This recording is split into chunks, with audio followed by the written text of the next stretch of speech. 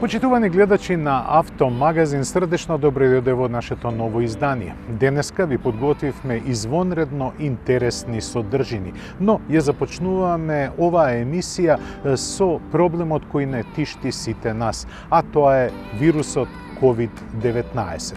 Тој се шири со голема брзина на секаде каде што ќе се појави, а најдобра борба против него е превенцијата. Значи, одржувањето на личната хигиена, фреквентното миење на рацете, но и избегнување на контакти со многу луѓе.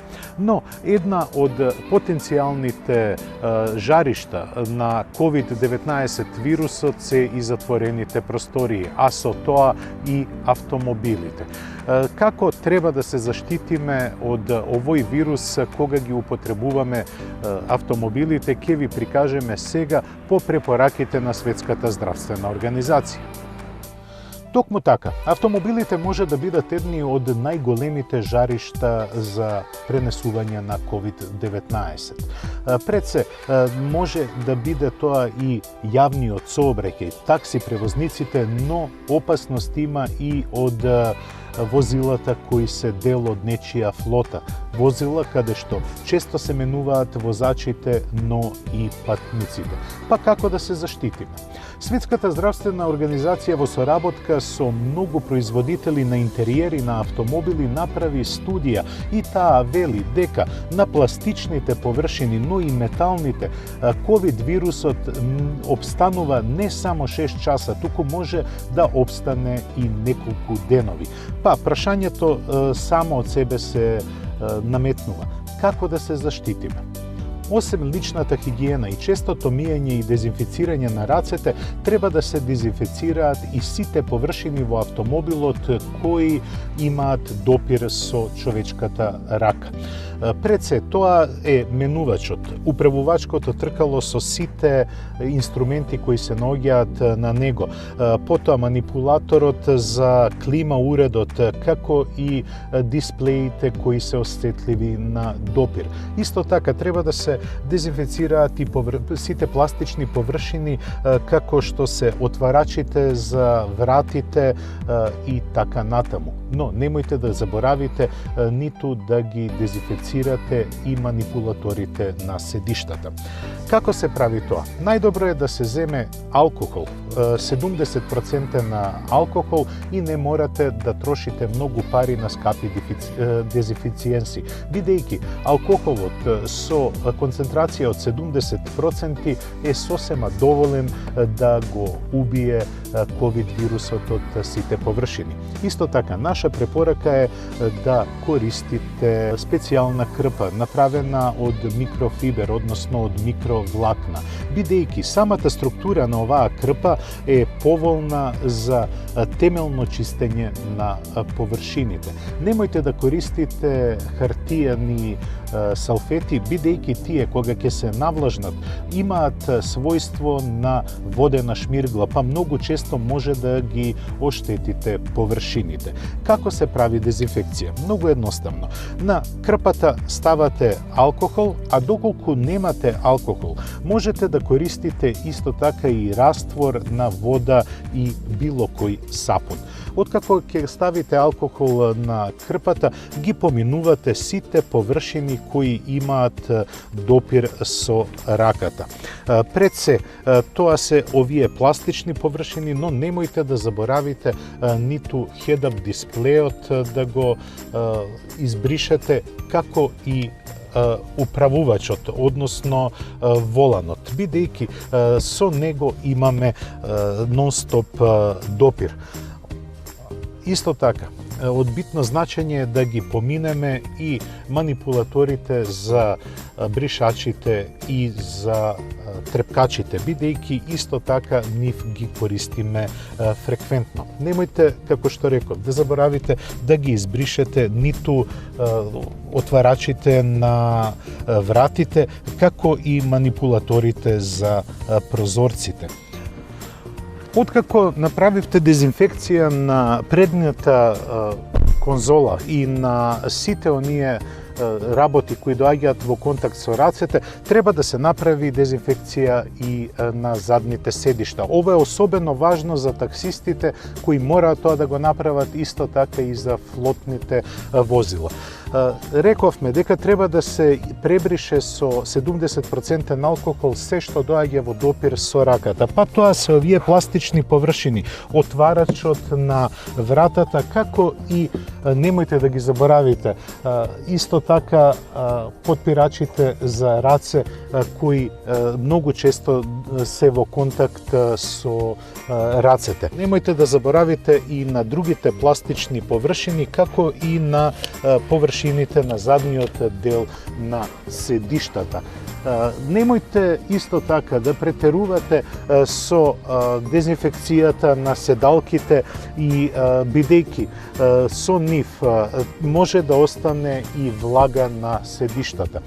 Можете покрај 70% алкохол да користите и мешавина на сапун и вода, но морате да внимавате да не останат влажни седиштата кои се прекриени со текстил, затоа што може да се јави мувлосување.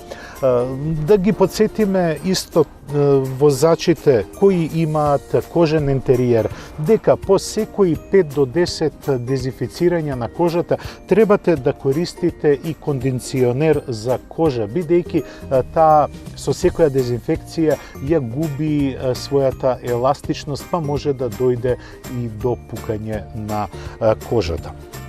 Ова се препораките на Светската здравствена организација како да ја одржуваме дезинфекцијата на автомобилот, особено на оние кои ги користат во такси превоз и во флотен сообраќај.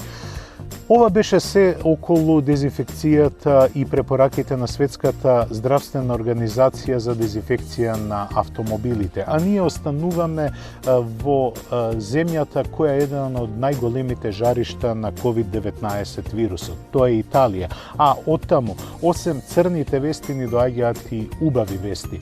Алфа Ромео, иако Милано е во голема опасност, ја представи својата нова Giulia GTA, модел кој има извонредно потентен мотор и извонредни возни својства. А од комшискиот Торино ни доаѓа новоста Fiat Cinquecento, кој во својата нова генерација ќе биде произведуван само со електричен мотор.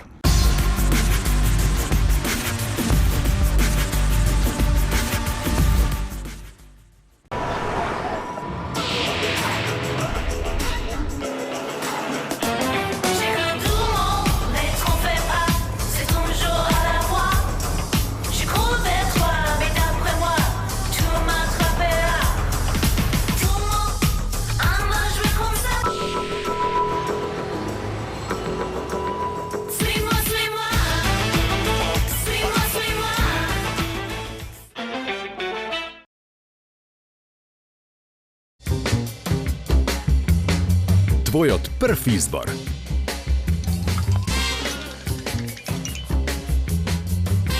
Брилијант. Водечко масло за јадење според потрошувачите во Република Македонија по сите карактеристики.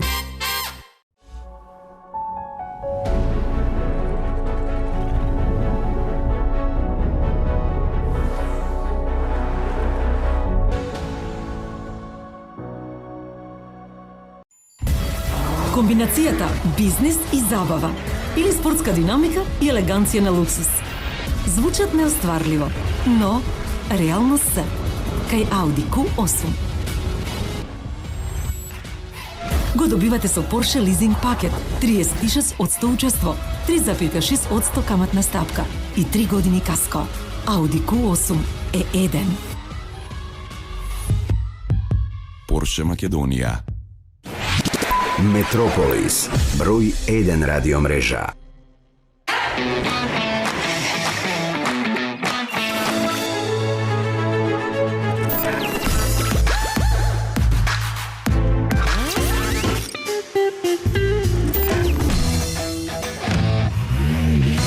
Едноставно до нов автомобил.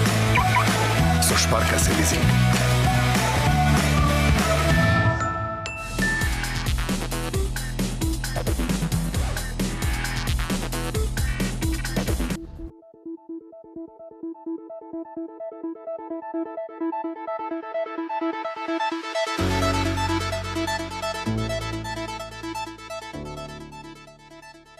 Зборот посластица го нема во македонскиот речник, но тој е единствен за опишување на најновата алфа, исто како што и таа е единствена. Олеснета и засилена Giulia GTA со своите 540 конски сили во најдобри манири се навраќа на 110 годишната славна историја на марката, а таа во случајов е величенствена, исто како што и лимузината за која зборуваме. Во добар дел позната барем на изглед, Giulia GTA всушност крие многу особености заради кои со право можеме да констатираме дека легендата за Алфа се враќа. Ако сепак се воздржиме да одиме толку драстично, тогаш ќе кажеме барем дека се испишува ново поглавие. Буквите GTA треба да го наговестат тоа, а зад нив се крие дефиницијата на вистински спортски автомобил. Тој денес ќе биде присутен во две верзии, GTA и онаа со додадена мала буква М во ознаката. И двете ги задвижува веќе познатиот 2,9 литарски битурбо V6 мотор, кој сега е навиен на 540 коњи. Главното сепак не е само во силата, туку и во олеснувањето за 100 килограми, кои придонесоа оваа Алфа до 100 на час да забрзува за само 3,6 секунди. Освен тоа, италијанскиот производител вложи труд и во подобрувањето на аеродинамиката за ваквата Giulia да биде постабилна. Таа доби помал заден спойлер, друга предна маска и активен преден дифузер, а GTA M и уште низа делови од јагленородни влакна и акрапович издув од титаниум. Развиено и значително подобро ослонување со за 50 мм нанадвор извлечени 20-инчни тркала со централна навртка. Доработена е секако и внатрешноста која сега дополнително е збогатена со алкантара и низа делови од вистински карбон, а не негова имитација. Сигнали дека GTA M визијата е вистински тркачка покажува симнатите панели од вратите, спортските седишта со X ремени и безбедносниот кафез. Двете верзии заедно ќе бидат лимитирани на само 500 примероци кои веројатно ќе бидат распродадени за само неколку часа, иако цената уште не им е позната. Секој од собствениците ќе добие посебно персонализирани пакети со бел кацига во GTA бои, тркачко одело од Alpine Star и уникатна церада за автомобилот. Плюс на тоа со купувањето следи и курс за возачко возење на Академијата на Алфа Ромео.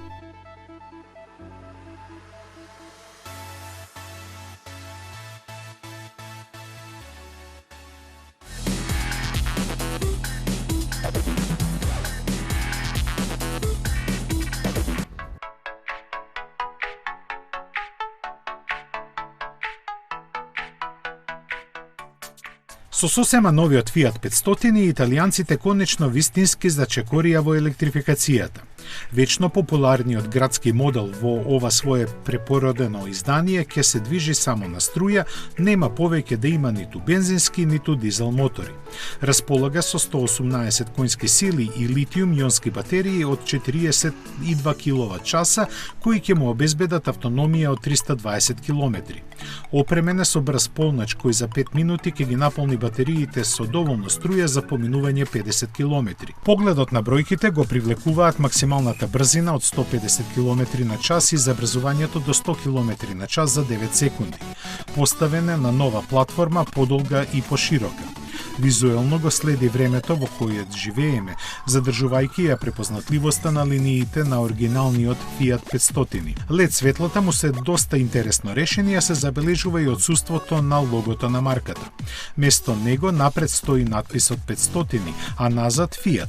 Модерен е и погледот во внатрешноста, во која повторно владее духот на минатото. Ке се нуди и во кабриолет верзија, а на возачот на располагање му стојат 3 начини на возење. Првиот е нормален, онаков како го познаваме. Во вториот може да се вози со една педала, а третиот е штедлив и се користи кога батериите се при крај. Ќе почекаме малку за сите детали за овој модел, меѓу кои и цената.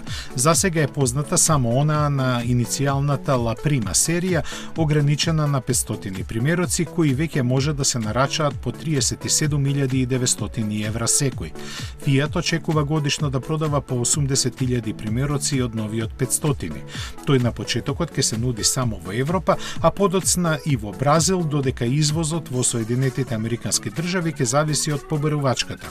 Ќе се произведува во Италија, а досегашниот модел кој доаѓа од Полска ќе остане во понуда уште неколку години.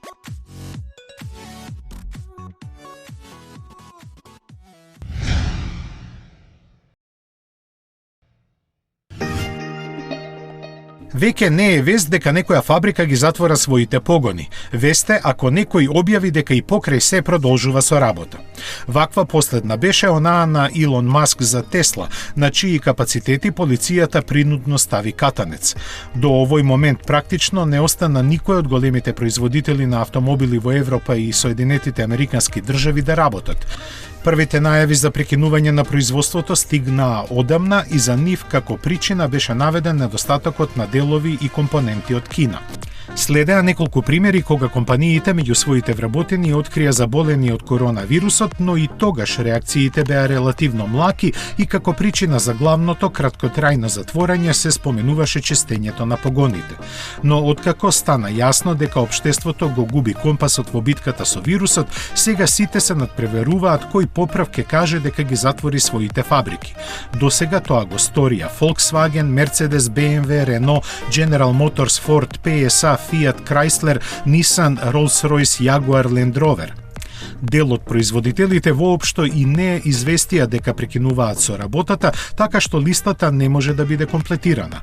Друг дел затворија само некои од своите погони во земјите со повисок ризик и трет пак упорно го одбиваат преземењето превентивни мерки.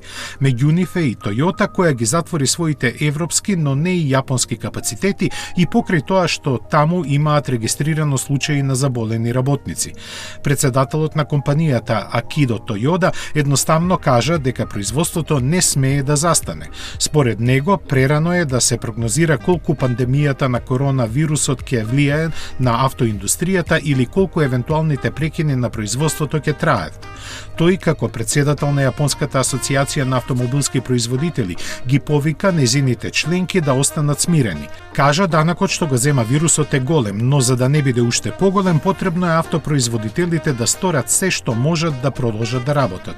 Тој ваквото обраќање до своите колеги јапонски менаџери го заврши со објаснувањето дека заради немирот и несигурноста луѓето ќе станат негативни ако продолжат сериозно да размислуваат за работите што не можат да се контролираат.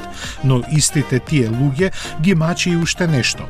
Во сите соопштенија во кои се најавува затворањето на фабриките било каде во светот, не се споменува дали работниците ќе бидат платени за принудното боледување. Единствен исклучок е американската филијала на Honda, која кажа дека и покрај се ќе им ги исплати платите на своите вработени. Во сето ова, како кокиче среде длабок зимски снег, делува веста што пристигна од Volvo дека шведската компанија ги активираше своите погони во Кина. Сето производство таму е вратено во нормала, што за другите автомобилски компании е светло на крај на тунелот и трошка надеж во овие тешки времиња дека еден убав ден во не така далечната иднина и тие ќе можат да известат за истото.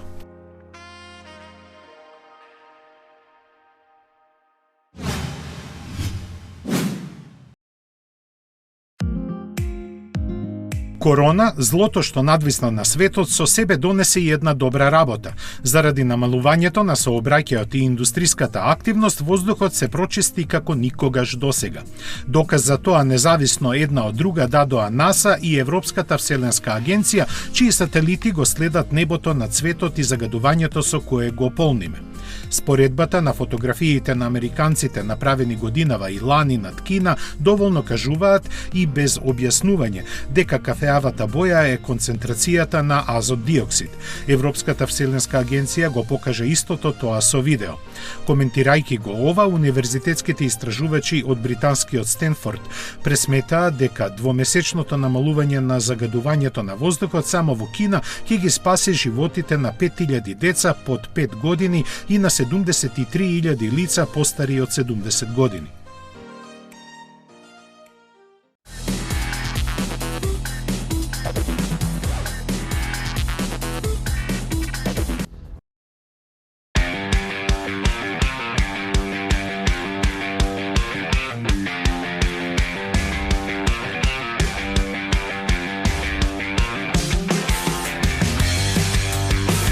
Во 2016 година во рамките на Женевскиот мотор шоу Volkswagen ја представи студијата на субкомпактен кросовер наречена Buzz.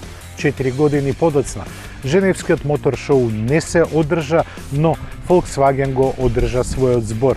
Денеска во Македонија го имаме Volkswagen T-Cross, субкомпактен кросовер кој е поставен врз основа на Volkswagen Polo.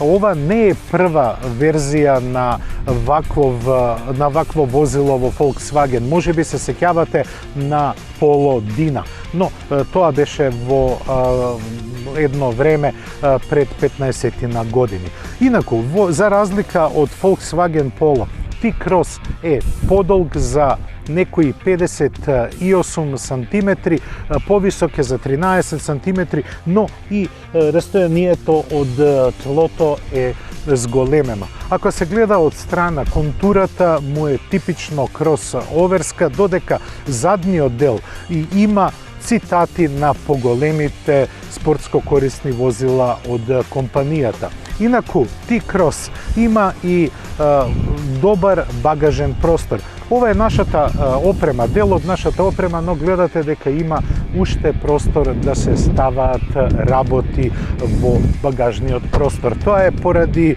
неговиот капацитет кој е варијабилен. Инаку, задната клупа може да се поместува по должина. Возачкото седиште е наместено онака како што мене ми одговара за возење, а се гледа дека на задната клупа има многу простор и за колениците, но и во висина. Но дел од опремата е и оваа опција. За да се внесат поголеми предмети во кабината и да се превезат, може опционално да се добие ова седиште за да се спушти. Инаку гледате дека на задната клупа е многу лесно да се престојува. Се забележува малку погрубата пластика, но да видиме какви се условите за работа на возачот. Volkswagen T-Cross е кросовер кој се допаѓа на втор поглед. Зошто? Бидејќи требате првично да се запознаете со него малку подобро. Неговиот изглед е атрактивен. Ергономијата во внатрешноста на кабината е исто така атрактивна и добра.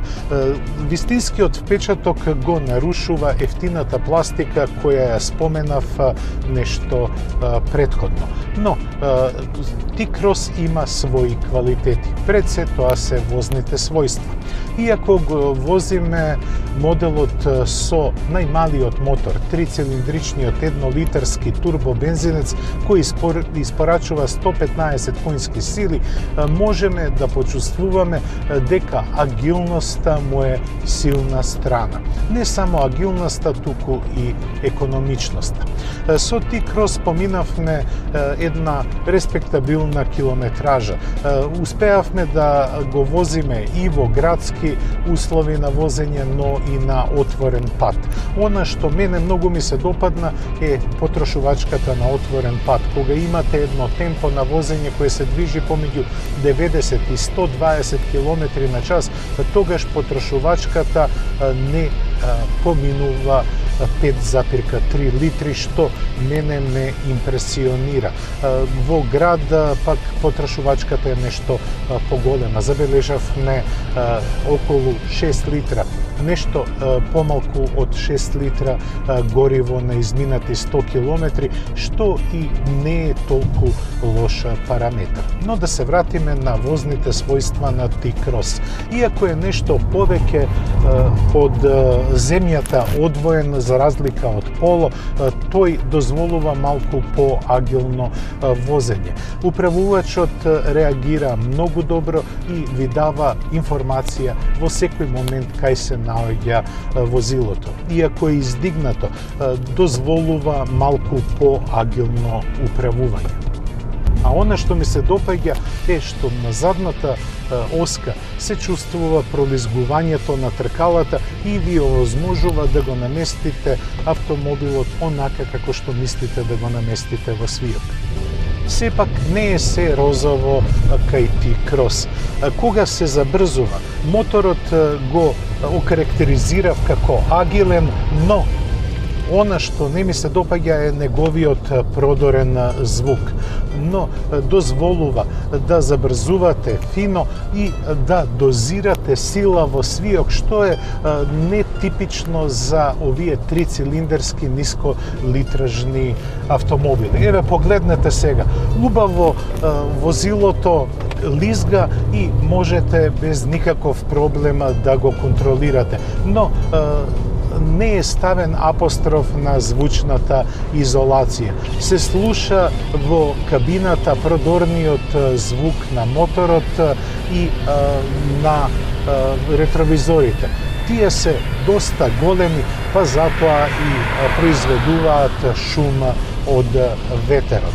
Во други услови на возење T-Cross е одлична солуција, бидејќи неговата висока возачка позиција, односно седењето е нешто повисоко, па имате добар преглед на сите оние работи што се случуваат пред вас. За пофалба е и ергономијата. Во Volkswagen таа е врвна во светот на автомобилите, бидејќи доволни ви се да поминете само 5 минути во автомобилот и да ви е се јасно околу неговите команди и околу употребливоста на внатрешниот простор. Па така, T-Cross брзо ги освои моите симпатии. Неговата цена, 20.500 евра, може би не е меѓу наевтините. Се разбира дека оваа цена се однесува на изведбата со трицилиндерскиот бензински мотор од 115 конски сили, кој е впарен со 6-степена мануелна трансмисија. Во понудата има и 7-степен автоматик со двојна спојка, има и дизел мотор од 1,6 литри, но и бензинец од 1,5 литри. Но оваа цена се однесува, како што реков, за моделот со најмалиот мотор. Volkswagen со својот T-Cross сака да се пробие во овој сегмент на еден специфичен начин. Тој комбинира разумни материјали во внатрешноста, впрочем и конкуренцијата ги нема во внатрешноста нешто подобри материјали. Но комбинацијата која ја прави Volkswagen е добри возни својства кои овозможуваат една слобода на изразување на возачот, да се изразам така, но овозможуваат и поголема автономија на возачот да реши како ќе вози, бидејќи сите безбедносни системи кои се вградени во него ви дозволуваат да се поигрувате со овој автомобил онака како што мислите дека треба да се поигрувате. Па затоа T-Cross е не само рационален, туку е и забавен. Забавен за возење и како што и самиот почувствував, забавен е да се престојува во неговата внатрешност, не само поради ергономијата, туку и удобството кое го пружа и на предните седишта, но и на задните седишта. Умните решенија, високата безбедносна опременост која сериски се вградува во сите Volkswagen ја оправдува цената од 20.500 евра. Јас мислам дека ги оправдав овие 30 минути и вашето внимание кое ми го посветивте во ова издание на Автомагазин. Срдечен поздрав и се гледаме за 7 дена на истото место и на истата фреквенција. До гледање.